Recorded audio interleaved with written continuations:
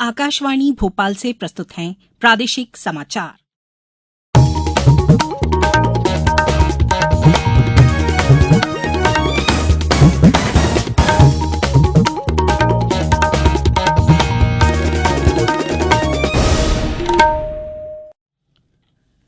नमस्कार, समाचारों के साथ मैं राना शाहिद।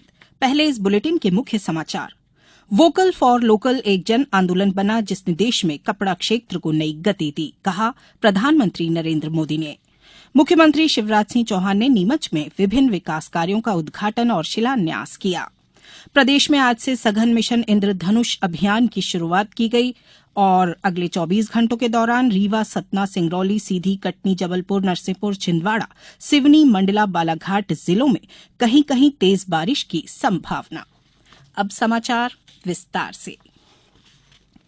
प्रधानमंत्री नरेंद्र मोदी ने कहा है कि वोकल फॉर लोकल एक जन आंदोलन बन गया है जिसने देश में कपड़ा क्षेत्र को नई गति दी है। आज नई दिल्ली के प्रगति मैदान स्थित भारत मंडपम में 9वें राष्ट्रीय हथकरघा दिवस समारोह को संबोधित करते हुए श्री मोदी ने कहा कि कपड़ा क्षेत्र में जो योजनाएं शुरू की गई हैं वह बुनकरों और कारीगरों को न्याय दिलाती हैं। प्रधानमंत्री ने राष्ट्रीय हथकरघा दिवस पर लोगों से स्थानीय उत्पादों को लोकप्रिय बनाने की प्रतिबद्धता का भी आग्रह किया।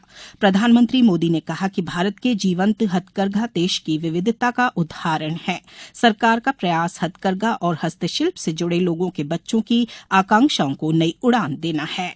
सरकार हथकरघा उद्योग को बढ़ावा देने के लिए बिना गारंटी के ऋण दे रही है और हथकरघा बुनकरों के लिए छूट दरों पर कच्चा माल उपलब्ध करा रही है।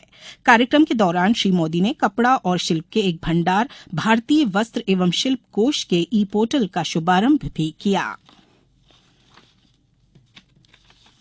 प्रदेश के मुख्यमंत्री शिवराज सिंह चौहान ने नीमच जिले के मनासा में आयोजित विकास पर्व में विभिन्न विकास कार्यों का भूमि पूजन और शिलान्यास किया। इस मौके पर उन्होंने 36.76 करोड़ के विभिन्न 11 निर्माण कार्यों का लोकार्पण भी किया।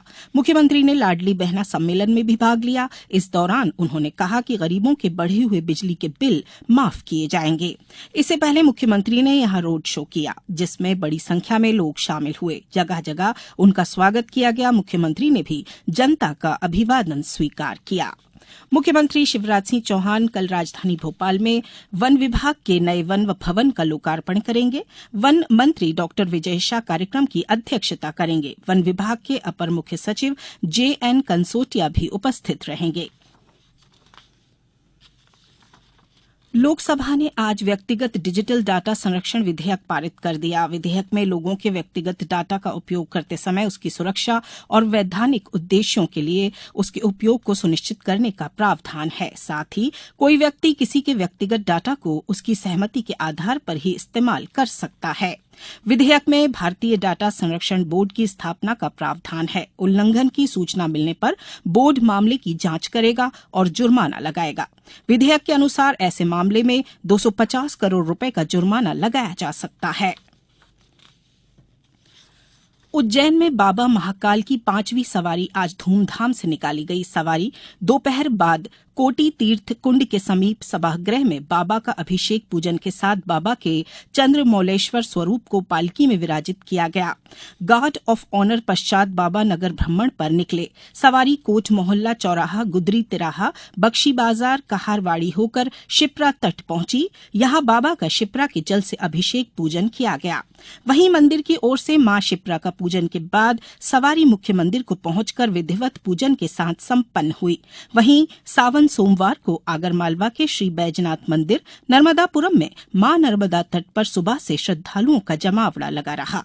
देवास के प्राचीन महाकालेश्वर मंदिर, सोनकच्छ स्थित पिपलेश्वर महादेव, बागली के जटाशंकर महादेव, कर्नावत में कर्णेश्वर महादेव, भवरासा के भंवरनाथ मंदिर और नेमावर स्थित महाभारत कालीन सिद्धनाथ मंदिर समेत प्रमुख मंदिरों में पूजा अर्चना का दौर सुबह से ही चलता रहा। अब समाचारों में वक्त है एक ब्रेक का।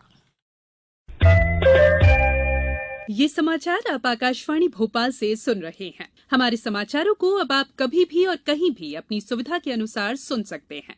ये समाचार बुलेटिन YouTube, ट्विटर और फेसबुक पर AIR न्यूज भोपाल पेज पर भी सुने जा सकते हैं। इसके अलावा आप हमारी वेबसाइट newsonair.nic.in पर अथवा AIR न्यूज ऐप पर भी समाचार सुन सकते हैं।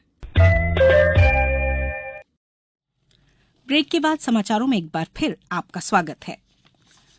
प्रदेश में आज से सघन मिशन इंद्रधनुष अभियान की शुरुआत की गई। नियमित टीकाकरण से छूटे 5 साल तक के बच्चों और गर्भवती महिलाओं के लिए अभियान 3 चरणों में चलेगा, जिसका प्रथम चरण 12 अगस्त तक चलाया जाएगा।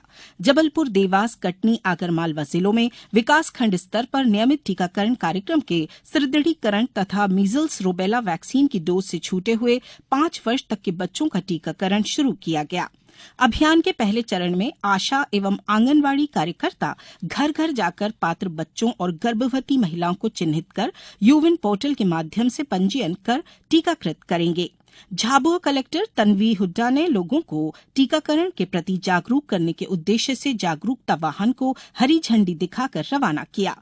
वाहन के द्वारा 12 अगस्त तक टीकाकरण की जागरूकता के लिए प्रचार प्रसार का कार्य किया जाएगा। शिवपुरी, खंडवा और नर्मदापुरम में भी अभियान को योजना के अनुसार शुरू किया गया।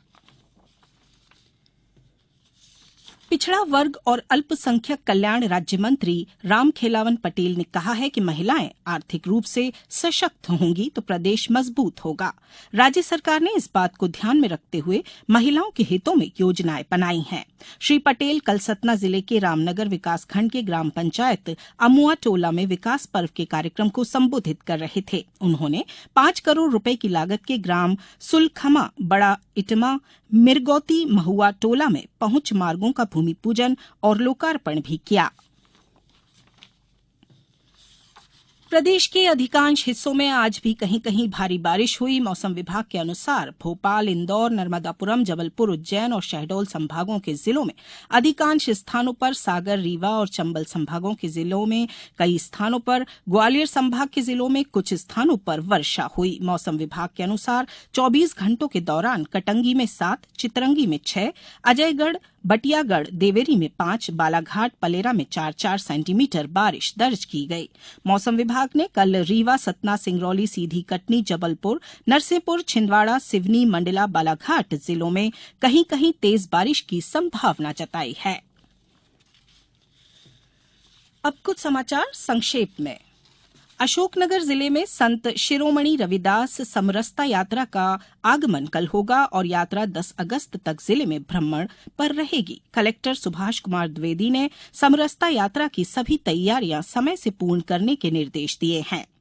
भारतीय डाक विभाग द्वारा हर घर तिरंगा अभियान के अंतर्गत इस वर्ष भी राष्ट्रीय ध्वज उपलब्ध कराए जा रहे हैं। राष्ट्रीय ध्वज का विक्रय मूल्यगत वर्ष की तरह 25 रुपए प्रति ध्वज निर्धारित किया गया है। प्रवर अधीक्षक डाकघर जबलपुर आशीष श्रीवास्तव ने लोगों से इस अभियान में सहभागी बनने का अनुरोध किया है। रायसेन जिले की पर्वतारोही कुमारी अंजना यादव स्वतंत्रता दिवस 15 अगस्त 2023 को यूरोप की सबसे ऊंची चोटी माउंट एल्बुस पर भारतीय राष्ट्रध्वज तिरंगा फहराएंगी। जिला कलेक्टर अरविंद दुबे ने आज दीवानगंज के सेमरी गांव की कुमारी अंजना यादव को राष्ट्रध्वज सौंपकर रवाना किया। झाबुआ कलेक्टर तन्वी हुड्डा की अध्यक्षता में मिशन महिमा की समीक्षा बैठक आयोजित की गई।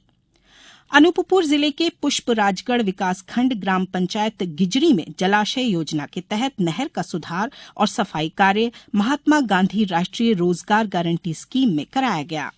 बैतूल में खेल और युवा कल्याण विभाग द्वारा जिलों में खेल गतिविधियों के व्यापक प्रचार प्रसार हेतु प्रत्येक विधानसभा क्षेत्र में खेल प्रतियोगिताओं के आयोजन किए जा रहे हैं।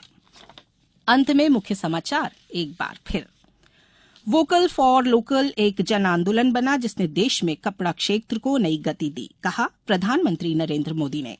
मुख्यमंत्री शिवराज सिंह चौहान ने नीमच में विभिन्न विकास कार्यों का उद्घाटन और शिलान्यास किया। प्रदेश में आज से सघन मिशन इंद्रधनुष अभियान की शुरुआत की गई और अगले 24 घंटों के दौरान रीवा, सतना, सिंगरौली, सीधी, कटनी, जबलपुर, नरसिंहपुर, छिंदवाड़ा, सिवनी, मंडला, बालाघाट जिलों में कहीं कहीं तेज बारिश की संभावना। आज इस बुलेटिन में बस इतना ही। नमस्कार।